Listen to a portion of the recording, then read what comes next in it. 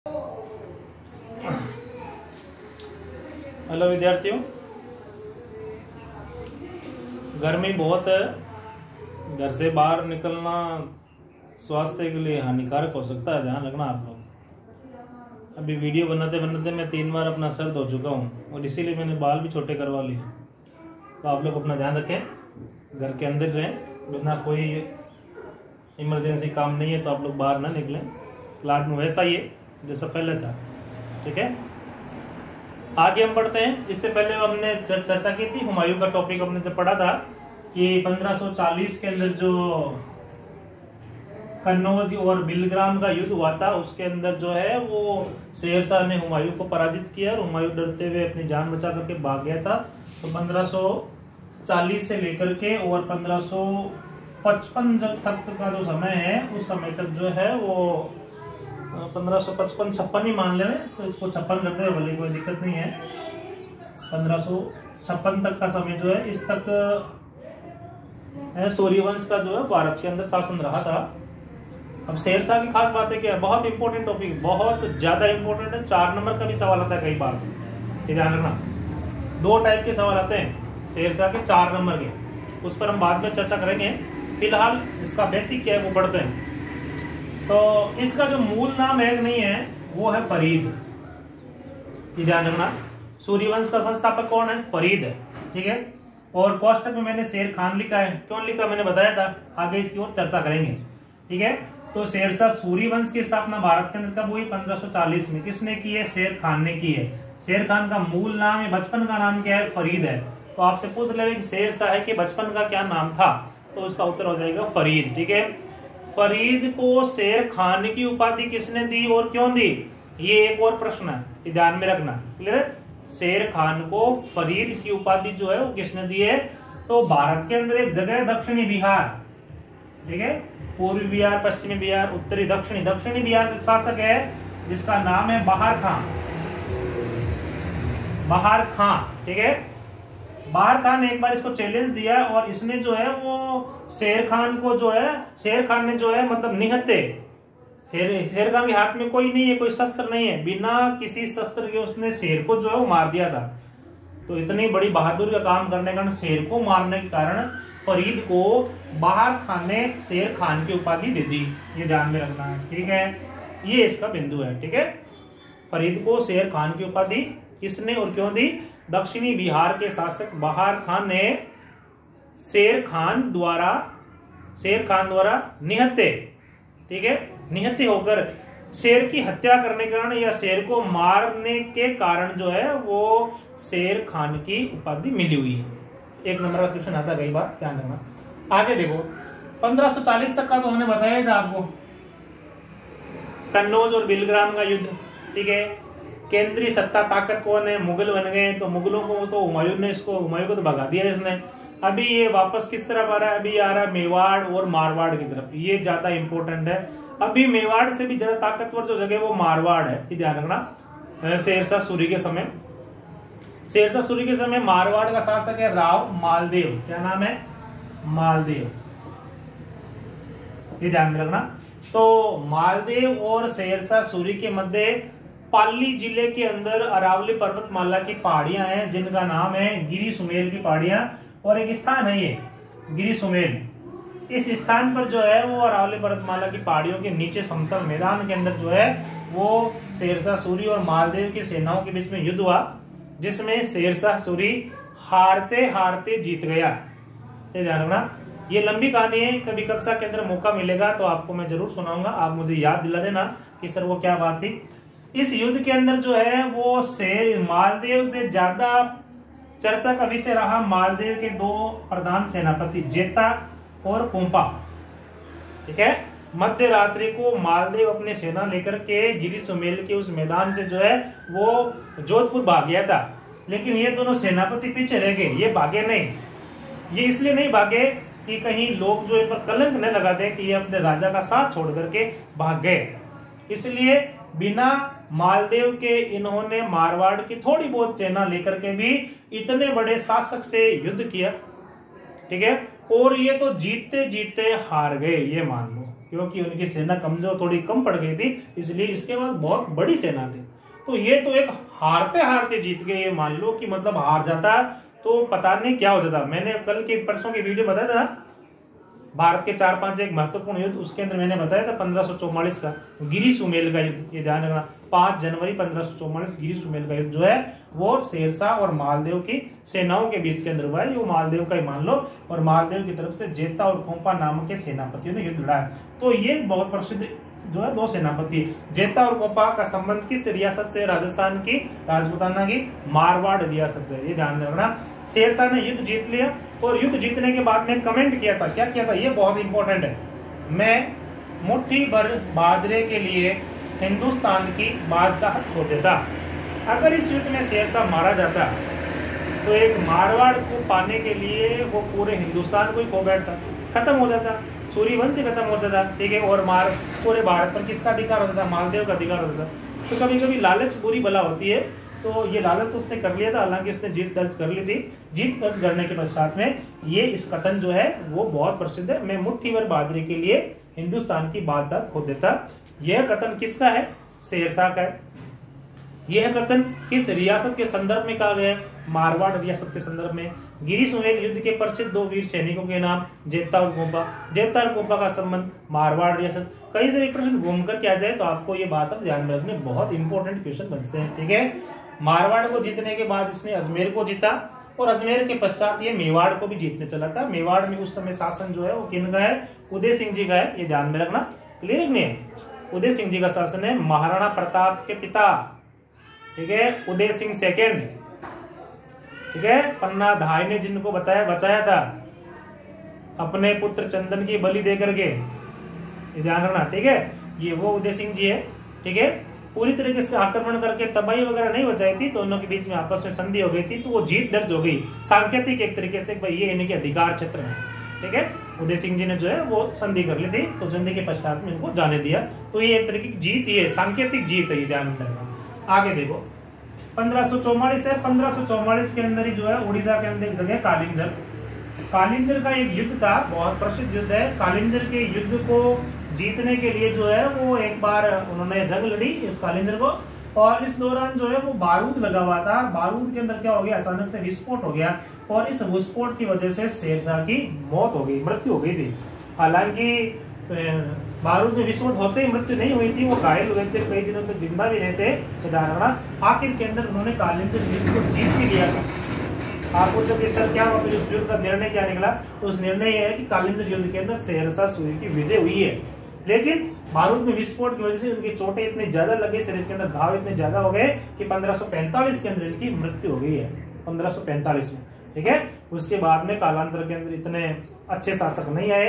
अच्छे शासक नहीं आने की वजह से ही तो वो हुमायूं ने वापस जो है वो भारत की तरफ रुक करके, और जो कमजोर सेना नेतृत्व आया उसको हरा करके भारत के अंदर वापस अधिकार कर लिया था, ये ध्यान रखना।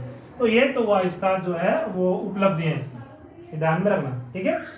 तो इसकी उपलब्धियां कितनी होगी? इसके युद्ध अगर आपसे पूछ रहे हो तो कोई से भी 4 युद्ध पूछ रहे हो आपको कि शेरशाह सूरी की सैनिक उपलब्धियों की विवेचना कीजिए, तो हो गया ना 4। कौन कौन से? चौसा, कन्नौज, बिलग्राम, ठीक है, और गिरी सुमेल, अजमेर, उदयपुर, कालिंजर। 2-2 लाइनें लिखोगे तो भी कम से कम 12 से 15 लाइनें आप लिख लोगे, 4 नंबर पॉकेट में मिल गए आपको, समझ आ गई बात? तो ये 4 नंबर का सवाल हो गया, ये करना आपको। आगे देखो, तो मृत्यु हो गई, लेकिन मृत्यु से पहले जो है वो शेरशाह अपने सुधारों के लिए जाना जाता है बहुत अधिक मात्रा के अंदर, ठीक है। शेरशाह के सुधार, क्या सुधार किया इसने? शेरशाह के प्रशासनिक सुधार बहुत ज्यादा फेमस है, इस बात का ध्यान रखना, ठीक है। बहुत ज्यादा फेमस है शेरशाह सूरी के प्रशासन को जो है इसने पूरी तरीके से कंट्रोल कर लिया था। ये जो है वो प्रजातांत्रिक शासक था, ये एक तरीके से जनता को इसने ज्यादा दुख नहीं दिए, ठीक है। और टैक्स जो थे, टैक्स की मात्रा जो थी वो बहुत ही कम कर दी इसने, और जो दंड वगैरह प्रणालियां थी वो भी, जो कठोर दंड प्रणालियां थे वो भी इसने समाप्त कर दी थी। राजतंत्रात्मक तरीके से इसने शासन किया था, ये ध्यान में रखना, ठीक है। तो देखो इसके क्या है सुधार। इसके सुधार के अंदर पहला है, पहली एक पद्धति है गल्ला बख्शी या बंटाई, ठीक है, गल्ला बख्शी या बटाई। ठीक है, भूमि की माप को निर्धारित करना, हमने कुछ दिन पहले पढ़ा था ना, सिकंदरी गज। लोधी वंश के शासक सिकंदर लोधी ने भूमि की माप को माप के निर्धारण तो 30 इंच का एक गज बनाया था, लेकिन सिकंदरी गज। तो उसी सिकंदरी गज के सहारे जो है इसने भूमि की माप का क्या कर दिया, निर्धारण कर दिया, और भू राजस्व की दरें निर्धारित कर दी। भू राजस्व की दरें, भू राजस्व मतलब लगान, ठीक है, लगान की दर निर्धारित कर दी। ठीक है, तो ये लगान की दर निर्धारित करना क्या कहलाया, गल्ला बख्शी या बंटाई। ठीक है, बांटना, बंटाई। ठीक है, एक बार अगर ये दर निर्धारित हो गई तो फिर ये 4-5 साल तक चलेगी, जब तक इसमें कोई परिवर्तन न कर दिया जावे। ठीक है, जैसे अभी टैक्स है, 5 लाख रुपए तक टैक्स फ्री है। अब जब तक सरकार नए नियम नहीं लाएगी तब तक 5 लाख रुपए तक 2 साल, 3 साल, 5 साल, 10 साल तक ये नियम क्या होता जाएगा, चलता जाएगा। जैसे वोट देने की उम्र क्या है, 18 वर्ष है। सरकार जब तक परिवर्तन नहीं करेगी तब तक 18 वर्ष तक ये नियम चलता रहेगा। तो ये सालों तक नियम चलने वाला। ठीक है, आगे देखो, नस्क इसी का ही रूप है, भूमि माप का ही, भू राजस्व प्रणाली का एक रूप है, लेकिन ये प्रतिवर्ष है। ठीक है, इसमें किंतु परंतु होता रहता है, और परिवर्तन इसलिए होता रहता है कि पिछले साल जो है वो इस खेत के अंदर या इस क्षेत्र के अंदर बारिश कैसी हुई है, उपज कैसी हुई है, अच्छी उपज है, बुरी उपज है। ठीक है, अच्छी उपज है तो उसमें भू राजस्व थोड़ा सा ठीक मिल जाएगा, नई दरें निर्धारित हो जाएगी। ठीक है, और अगर पिछले साल अकाल पड़ गया है, फसल अच्छी नहीं हुई है, तो थोड़ी सी जो राजस्व की दरें, लगान की दरें वो कम हो जाएगी। तो ये नस्क जो है वो प्रतिवर्ष तय होने वाली जो है वो भूमि की जो राजस्व निर्धारण का एक तरीका। ठीक है, आगे देखो, मुक्ताई या कनकूत, ये भी एक तरीके का, ये तीनों एक ही प्रकार के हैं, ध्यान में रखना, भू राजस्व की निर्धारित दरें। ठीक है, कनकूत से आप ये अंदाजा लगा लो, एक मैं इसका शाब्दिक आपको अर्थ देता हूं एक तरीके से। कनकूत का मतलब होता है कूंतना। ठीक है, कूंतना, कूंतना का मतलब होता है अंदाजा लगाना। कूंतना का मतलब क्या होता है, अंदाजा लगाना। नस्क का मतलब, नस्क तो एक प्रकार से है कि पिछले साल की पैदावार को देखते हुए। ठीक है, ये क्या है, गल्ला बख्शी या बंटाई, ये तो एक बार निर्धारित दर हो गई तो 4-5 साल तक चलेगी। ठीक है, नस्क क्या है, नस्क ये कि इस गल्ला बख्शी के दौरान पिछले साल की पैदावार को देखते हुए, यदि पैदावार अच्छी हुई है तो लगान की दर वही रहेगी, यदि पैदावार कम हुई है तो, अभी मैंने पहले क्या बताया था, शेरशाह किस प्रकार का था, राजतंत्रात्मक, जनता के पक्ष में फैसला लेने वाला था, तो वह क्या कर सकता है कि वो है राजस्व की दर को कम कर सकता है। तो ये प्रतिवर्ष जो है निर्धारित होने वाली राजस्व की दर है। ठीक है, कनकूत का शाब्दिक अर्थ मैं आपको बता रहा हूं, कूंतना। कूंतना का मतलब होता है अंदाजा लगाना। ठीक है, खेत के अंदर खड़ी फसल है, मान लो यहीं से फसल खड़ी हो रही है, बाजरे की फसल है, यहां तक एकदम हरी भरी दिख रही है, और इस फसल को देखते हुए अंदाजा लगा लिया कि यह 10 बीघे का एक खेत है, जिसके अंदर प्रत्येक बीघे के अंदर कम से कम 2 बोरी बाजरा पैदा होगा। 2 बोरी बाजरा पैदा होगा तो 10 बीघे खेत में 20 बोरी बाजरा होना तय है। ये मैंने कूंत दिया है, अंदाजा लगा दिया, ध्यान रखना, ये मेरा अंदाजा है। और इसके आधार पर मान लो कि 1/4 जो है वो नस्क निर्धारित है।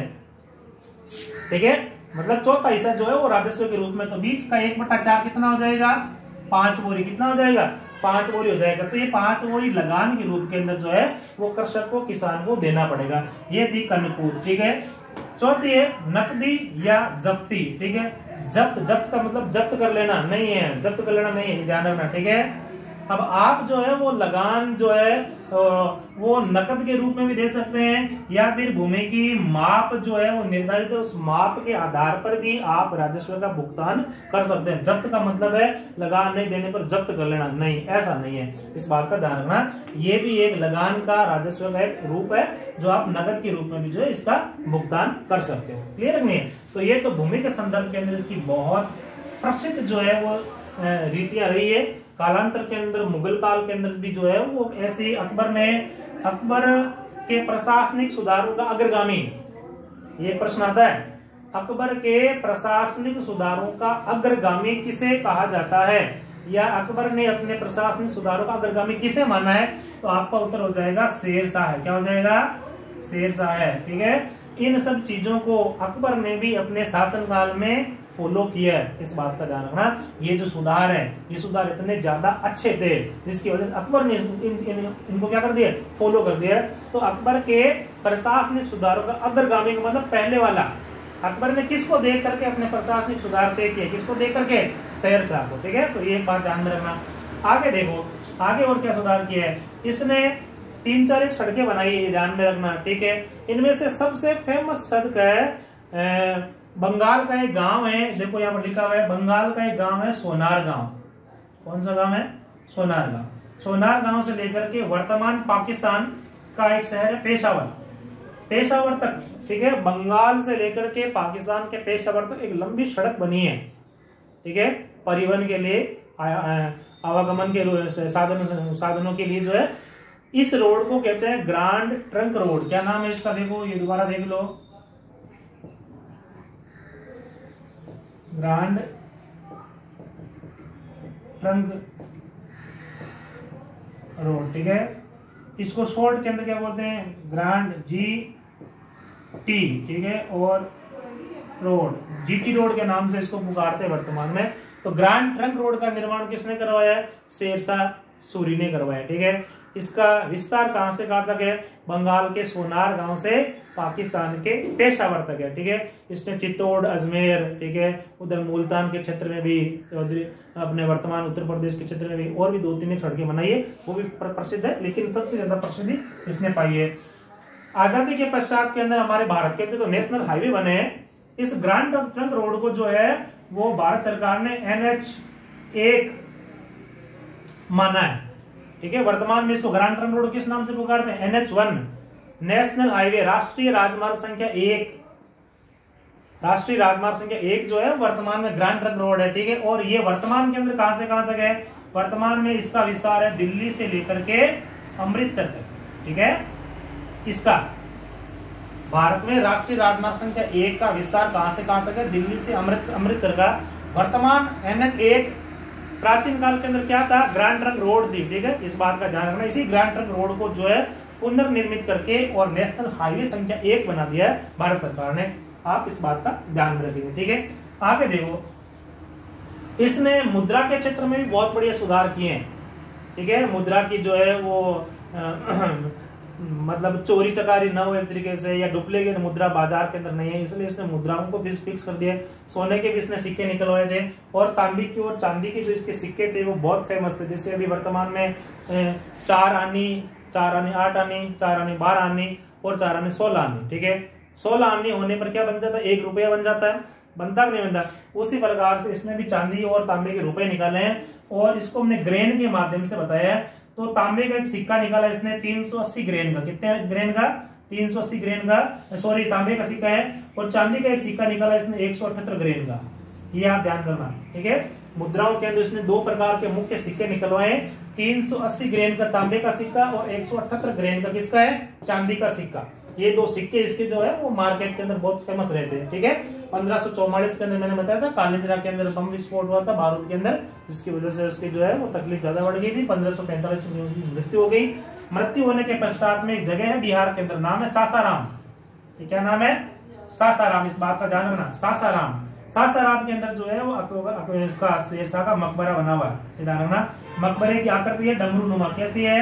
डमरू कैसा होता है उसी प्रकार से, ठीक है, ये ध्यान रखना। शेरशाह के मकबरे की आकृति कैसी है? डमरू नुमा आकृति है, ठीक है। और हिंदू और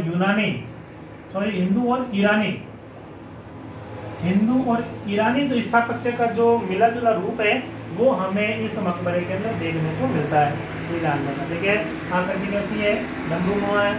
और सबसे इम्पोर्टेंट सवाल ये कई बार पूछा है, पहले परीक्षा में आता है, शेरशाह सूरी का मकबरा कहाँ बना हुआ है? सासाराम, ठीक है। नाम ये है, आप दोबारा देख ले, सासाराम, ठीक है। सासाराम कहाँ पर है? बिहार के अंदर है। 1545 के अंदर इसकी मृत्यु हो गई है, ठीक है। तो इसको भी आप कॉपी के अंदर करो।